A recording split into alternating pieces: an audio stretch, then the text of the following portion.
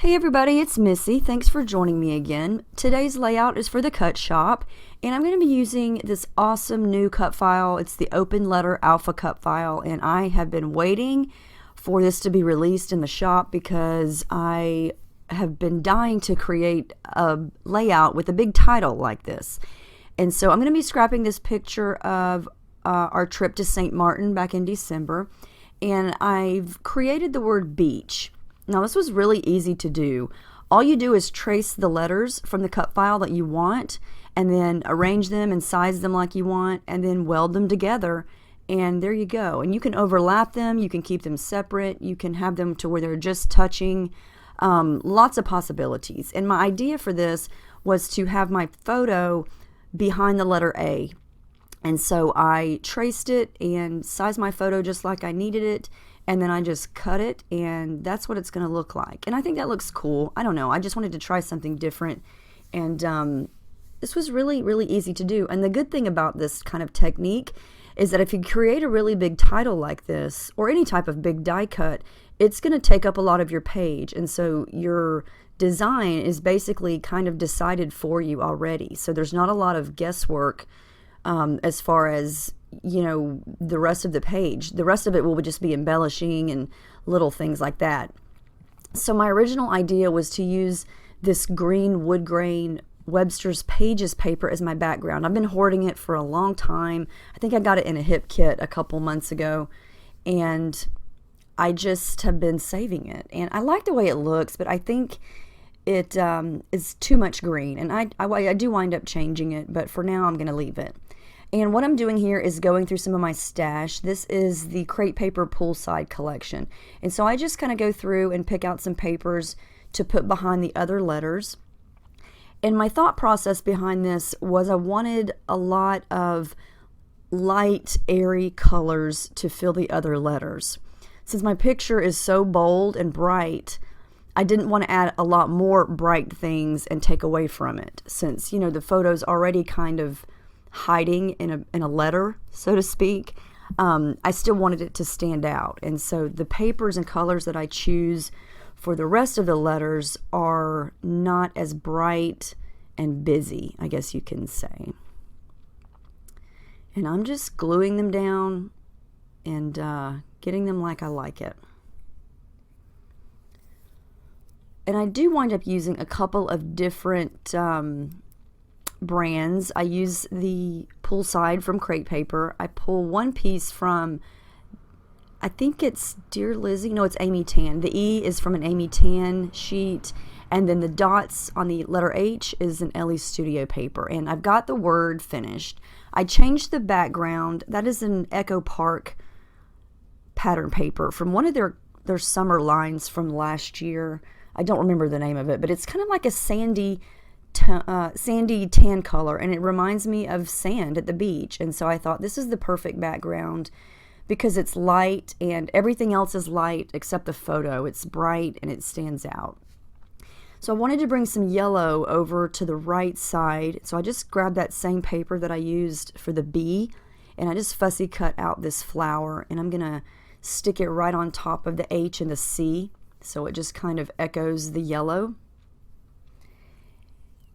And I'm going to pull in some of the Poolside ephemera, and I'm going to use this chipboard summer piece later.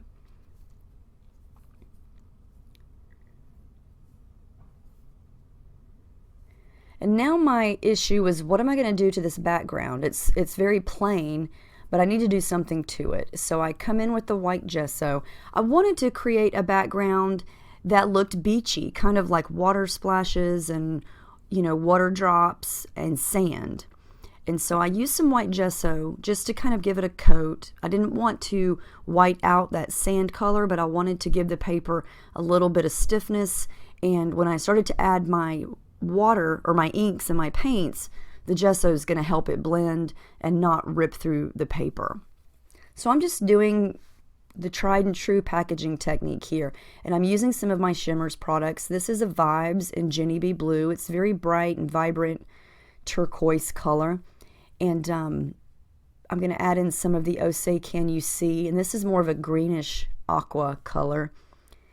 And I wanted to do what I normally do to my backgrounds, but I didn't want to go overboard. Like I said, I didn't want to take away from the picture. And when this dries, it looks a lot better. I really, really am happy with the finished product because I wanted it to be light and airy and just reminds me of a beach, not too bold.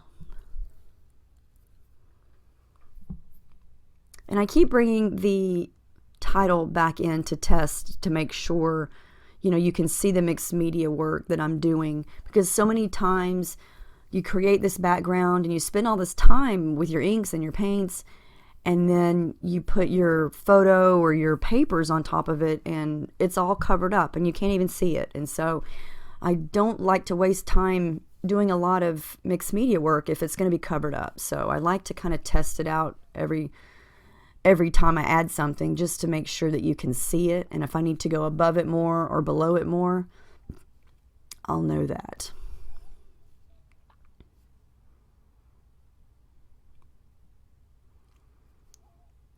Now, what I'm going to do here is add some texture, and this stencil, poor stencil, this is one of the first stencils I ever bought. I bought it at a local scrapbook store years ago, literally probably 9 years ago. And as you can see, I have used these little lines here so many times, and I need to take care of it a lot better. I am terrible about remembering to go clean my stencils, and so I'm constantly scratching at it and picking out stuff from each of the lines because it gets stuck in there.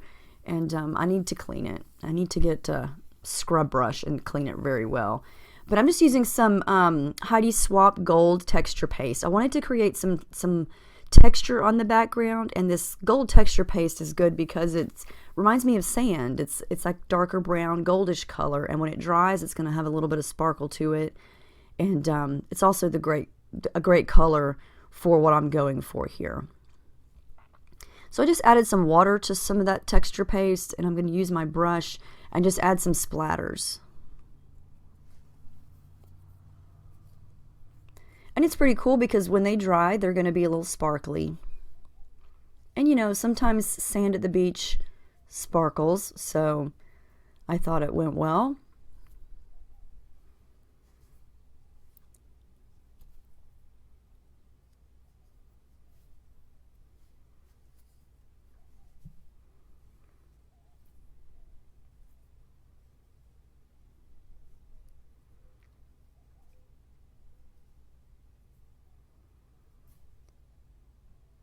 Okay, so that layer is dry. I'm going to come back in. This time I just sprayed some of the shimmers on some plastic, and I'm going to use my water brush here to add a little bit more here and there. And the good thing about the water brush is there's water in the brush, and so you just squeeze it, and as much water as you want will come out each time, and so you can control that. So I'm liking how this is looking. I decided to add some pink, and I'm so glad I did. At first I thought, oh gosh, this is too much. But I really, really love how it looks because there is some pink in the beach, in the word. And so to echo that in the background, I think it really sets it off and it makes it look even better. And the pink is more of my Shimmers products. This is a spritz, and it's called Cotton Candy.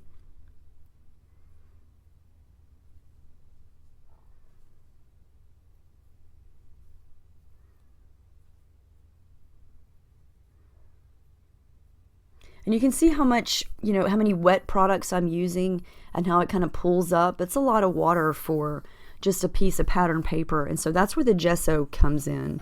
The gesso is a really, really good thing to have if you do a lot of mixed media, just because it's going to protect your paper, and it's going to also allow you to blend your colors a lot easier because they kind of stay wet for a little bit longer. All right, so I've got the background done, and I really, really love how it looks. I think it's very soft and pretty. And so now I'm going to take a lot of pop dots and add to the back of my cut file there. And I love how that looks. I love the shadow it gives, the dimension. It just makes it look so much better, I think. Sometimes I like it flat on the page. Sometimes I like the pop dots. But I'm glad I added them on this one. So now I'm going to come in with some thread, and this is just sewing thread. I know I use this, I think, on every layout I ever make.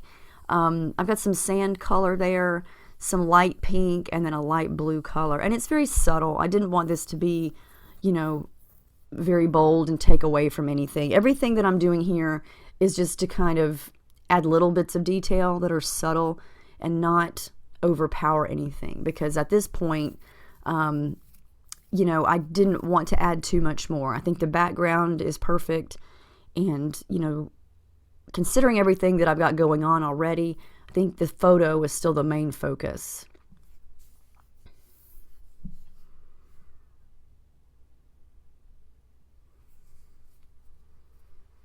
And I also added a pop dot behind the flower on the left, or I'm sorry, on the right, so it's even higher, and I love how that looks as well. And even though the thread is stuck down with the pop dots, I wanted to make sure it didn't move, so I go back in with my glue and just add a little bit more. So now I'm just going to add a couple of embellishments, and then I don't do too much more to this. I add this summer chipboard piece from Crepe Paper Poolside, and I think it looks perfect right there. It's the perfect color, it's the perfect font. I love the way the R kind of swoops down into the H there. And then I add these adorable glasses. I've had those forever, and I thought I'm probably never going to use those. And of course, every time I say that about a product, I wind up using it. And I love how it looks on the E. It almost looks like the E now has eyes, and then the curly part is his mouth, and he's smiling. So I thought that looked cute, and it's, you know, it's still a subtle piece. It doesn't take away from anything. I do add a couple of stickers, one at the top and one there underneath the C and the H. And the only, I don't want to say downfall, but downfall to gesso is things don't like to stick to it. So if you have washi tape, if you have chipboard stickers, sometimes you have to go back and add glue because they don't really like to stick to gesso. The final thing I'm going to add are just some subtle little sequins here, and these are from Cocoa Vanilla Hello Lovely, and they're just a really light, iridescent, light blue aqua color, and I just want them to kind of look like they just kind of fell, you know, and they kind of blend in, but you can still see them. They're very subtle. And that's pretty much going to wrap it up. I add a couple more bits of gold colored splatters here, and then I take a gold pen and I do add some journaling over to the right. I did that off camera. But that's the final layout. I absolutely love how this turned out. I was so excited that it turned out better than I had imagined. Definitely give this cut file a try. Try a big title like this. It's really fun. I think you could do any word you wanted. Make it as big as you want. So check out the cut shop. Check out this cut file. Again, it's called the Open Letter Alpha cut file. And let me know if you have any questions. Thanks so much for watching, and I'll see you guys next time. Hope you have a great weekend.